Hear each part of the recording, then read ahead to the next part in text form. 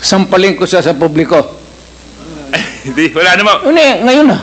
Wala pong ganunan. Mr. Chairman. I'll give you, sasampalin ko sa Mr. Chairman. Session suspended. Session suspended. Yes.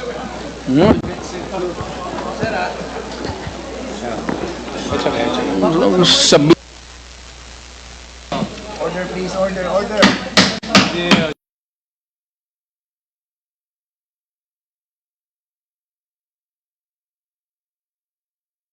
Tunay na balita, walang kinakampiyan, sumasalamin sa katotohanan lamang. Tomorrow, and I will hand it kasi magagawin pa ng abogado. But I said, if there is an iota of totoo yung sinasabi, I will hang myself in your presence. I will invite you all to be a witness. Okay, thank you, Mr. Chairman. Congressman Paduano. Si Congressman Bong Teves, and then I will allow former Senator Trillanes after Congressman Bong Teves. Thank you, Mr. Chair. This is my last question.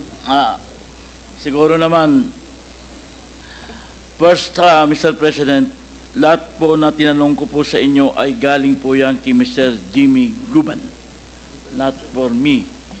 Kasi po ay na-invite na natin siya rito bilang isa sa mga resource person sa mga naunang hearings.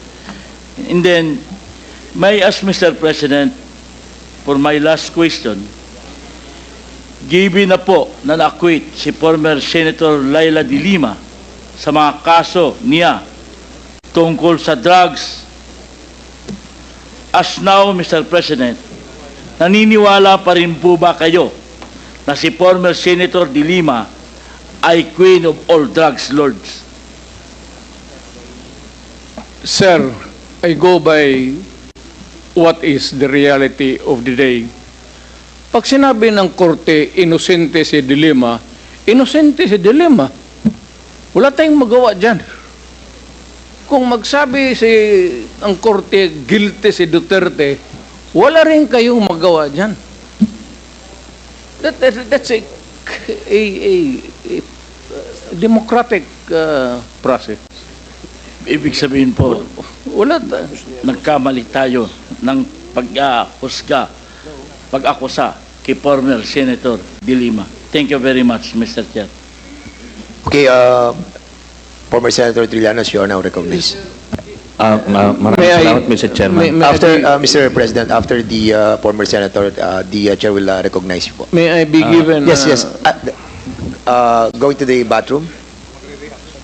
Okay. We'll have a 2-minute suspension.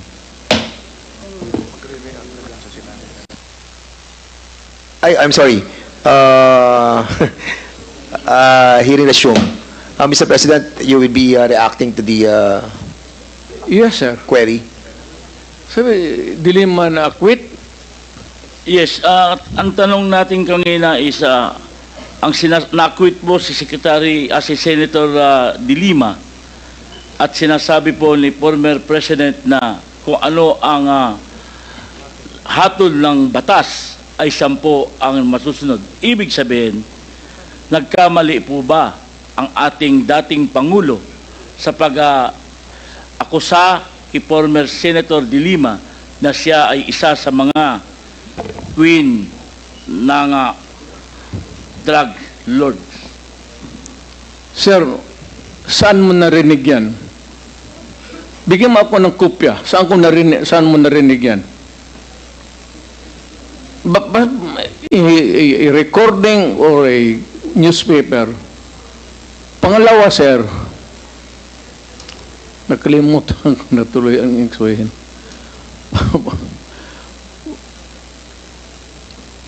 You know,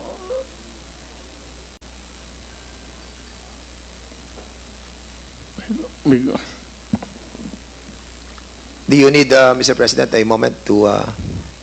I'm just collecting my mind, sir. Okay, go ahead.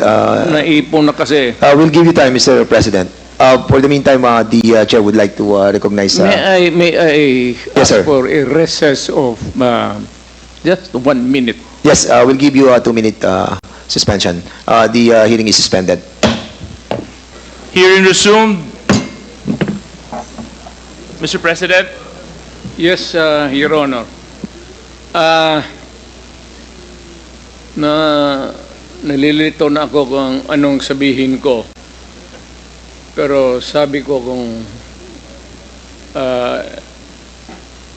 if I'm lying or if my statements are falsely stated, or if there is an iota of magbigti ako.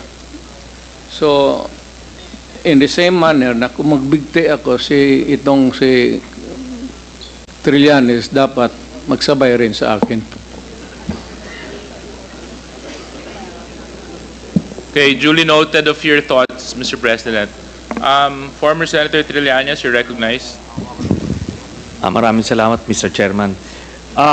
Ito pong dokumentong ito po yung naging basis ko nung plunder case na final ko kay Duterte noong 2016. At ito po ay inimbestigahan ng Ombudsman at ang Deputy Ombudsman Arthur Carandang, and I think the Quadcom can invite him. Siya ang nag-conduct ng investigation. Humingi siya ng dokumento sa AMLAC at kinonfirm niya. And because of that, tinanggal ni Duterte si Deputy Ombudsman. Now, aside from that, so pwede natin, suggested by Chairman Paduano, na yung AMLAC mismo, unless, since hindi naman na siya incumbent, pwedeng ma-access yun with the waiver. Pero we've been there before. Nagsabi na yan siya na magbibigay siya ng waiver. Puro bluff yan. Pero hindi, kaya nga mas maganda kung ma-draft na po natin yan ngayon para papirmahan niya yan dito, no? Para wala ng alibay. Pero ito po, I'll be presenting later on, Mr. Chairman, a video of his actual admission of these accounts. No? So, ito naman pong mga cheque na in-encash, in-extract lang namin from that long list. Mga managers checks po yan, hindi nawawala sa system po yan. And later on, exempted sa impeachment cases, kaya pwede po lumabas yan, ipepresenta po yan. That's the smoking gun ng proceeds of the illegal drug trade ng Duterte crime family. Salamat po, Chairman. Thank you very much, Sir, former I have Senator to respond Trillanes. to it. This Former guy President, is with all due story. respect, with all due respect, I'll have to follow the rules. Yeah.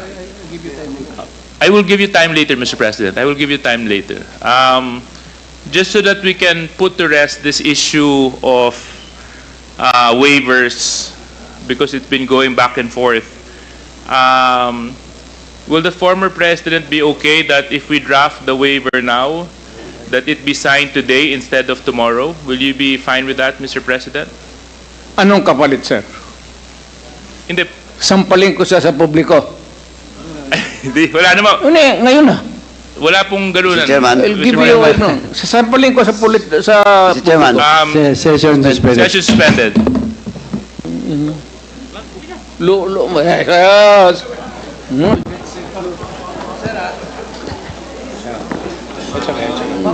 Sabi Order, please. Order.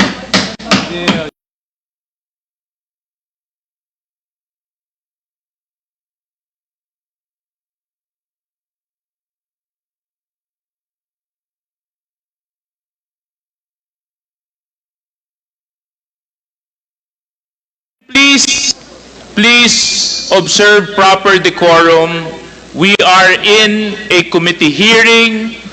We have already stressed from the very beginning that the proper rules, decorum, will be implemented regardless of who you are.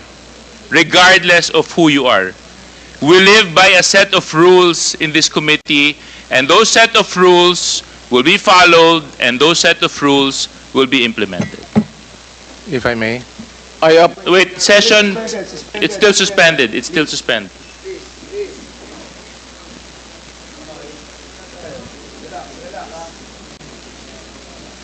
Sorry ho.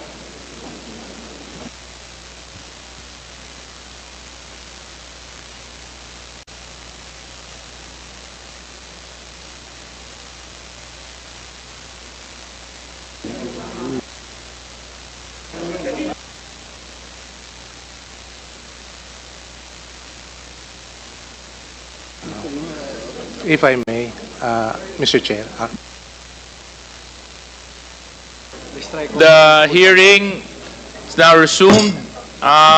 Chairman, Yes, Chair. SDS. Mr. Chair, may Mr. I Chairman, be may I allowed, move, with Wait, priority? former Mr. Chairman. President, I just would Yeah. like to apologize for the unbecoming behavior. Init sa ulo lang yun. thank you very much for your apology. It is accepted, and I hope that the others beside you would also observe proper decorum. So, but thank you very much for your apology. SDS and Mr. Chairman, Gonzales. may I move to strike off the word sampal on our record? There's a motion to strike off the word sampal in the records. Any second to that? Second, any objection? There being none. Comcheck, you're duly instructed to please strike out that word. Thank you, Mr. Chairman. Secondly, hindi po basketball ito. Yung mga miro nang nag-aaway, yung mga players, kalmante lang po sana. Hindi na maulit yun.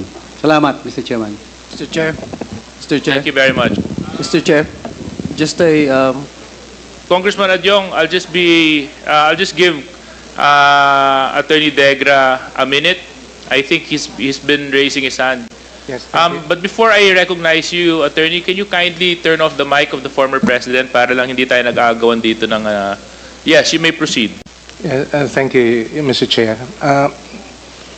At the outset, I'm here among the resource persons because I was invited to be one of the resource persons, mainly, as mentioned earlier, as an item in the administrative matter to explain the circumstances of the two letters that we sent to the Quadcom on behalf of the President. So I am also not only a resource person here, but also acting as the legal counsel of the former President. That said, we have reviewed the agenda item for the 11th joint public hearing. And I hope we would be able to put things in context insofar as how the proceeding have gone through until now. And I noticed that insofar as what has been going on for the last 9 hours, this would only be limited to item 4, 5, and 6 in relation to the alleged extrajudicial killing in the Philippine campaign against illegal drugs during the previous administration. That said, Mr. Chair, we would like to be clarified because this is a legislative inquiry in aid of legislation. May we know what proposed legislation is being set on the table for the committee to consider and for the resource person to contribute their valuable inputs, if any, so that we can avoid incidents like what we just saw earlier, so that it will be meaningful, intelligent, accurate, and hopefully not accusatory in character. Yeah, so that it will be positive. Yes. And as I've said, meaningful discussion, so that we'll be able to come up with effective legislations, Your Honor. Thank you very much. Actually, with regards to your point, Attorney Degra, 2, or if not I'm mistaken, 3 bills have already been filed with regards to the Quadcom hearing. Isa po dyan, may kinalaman sa forfeiture of illegally acquired properties, 1. Number 2, may kinalaman po sa EJK. At saka yung pangatlo po, may kinalaman po sa heinous crime. So, these investigations being conducted by the Quadcom has actually brought about a lot of legislation already. Other than that, our members are also looking into amendments of existing laws so that we can strengthen the institutions and the agencies by which the government operate in. Other than that, mapapansin po natin just very recently, naglabas po ang administrasyong ng ating Pangulo ng EO para sa implementation ng total ban sa Pogo. So, with that being said, Attorney Degra, Congressman Adjong? Thank you, Mr. Chair. Just like to ask Senator De Lima, are you comfortable in your seat, Senator? Because earlier when there was a small incident commotion, I saw you froze for a bit. Are you comfortable in your seat? We can transfer you if you want. I'm not comfortable, but I can stay here. Okay. Yes. I'm just concerned with our. I'm not afraid at all. Yeah. Thank I'm not. you. Yes. I'm just saying that for a little bit, I think you froze. Salamat And po. Salamat. Just concerned. Thank you. Mr. Chair. Thank you, Senator. Congressman Mr. Chair, yes, Chairman Benny. I cannot help but say this, no. I'm a little bit insulted by the statement of Attorney Delgra. You know, is he trying to question this committee on the pieces of legislation that we are trying to prepare? Mr. Chair, I'd like to find out because it seems to me, Mr. Chair, that he does not actually believe in what we're trying to do. Now, Mr. Chair, Attorney Delgra, my committee, the Human Rights, have at least 5 bills that ought to be filed. And it is not our duty to tell you what those bills are, Mr. Chair. Mr. President, you were once a prosecutor. And tama po. Yes, sir. Thank you po. And Mr. Chair, if I also would like allow the former president to interrupt, just as similar with what Congressman Rog, when he also asked the former president, I would also like to have that kind of arrangement. He can answer me whenever he wants. Wala pong problema sa akin yun, Mr. President. Thank you, sir. Thank you. Mr. President, you were once a prosecutor.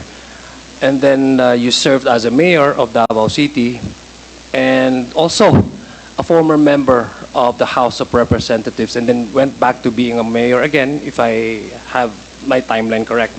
No? And then before you ran for the presidency in 2016. And I guess the reason why we invited you over to this committee hearing is also, apart from giving you your fair chance of responding to some of the allegations, Mr. Chairman, Mr. President, of some of those individuals who were, at some one way or the other, were part of the implementation of the war against drugs in your administration, namely Colonel Garma, Colonel Leonardo. These are the individuals who came out and then with affidavits that they have signed, alleged some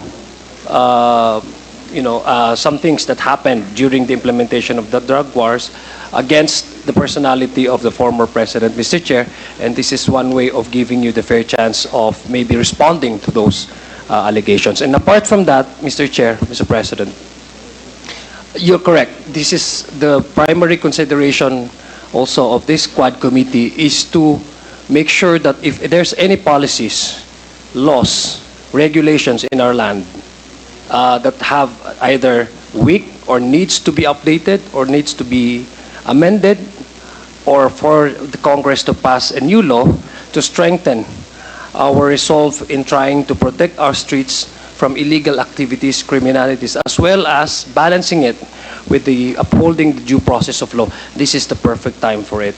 So again, I'd like to ask you, Mr. Chair, Mr. President, when you earlier admitted po na you were the ones who ordered the police, yung kill nga po, no? Sinabi niyo po. I presume you came from a position where, as a former prosecutor, there's something wrong with the criminal justice system in our country. I'd like to ask you, why why po? I'm just curious po, no, Mr. Chair. Why did you, I don't know if that's an imposition on your part, why did you have to go to length of ordering some policemen? Was there any wrong in terms of how our criminal legal justice system is being observed, practiced in this country? Yes, sir. The matters of detention, very limited kasi. That's about, you have 9 hours, 18 hours, and then 34. You know, sir, mag-imbestiga ka ng kaso. Kung anong sabihin itong tao na ito, you have to go out and find out the truth. And it takes time.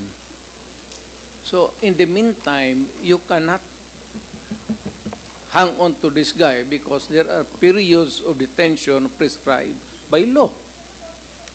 So, yan ang problema because if the lawyer comes, talagang i-release mo yan, and by the time that you discover kung ano ang sinasabi niya na totoo, ano at hindi, wala na sa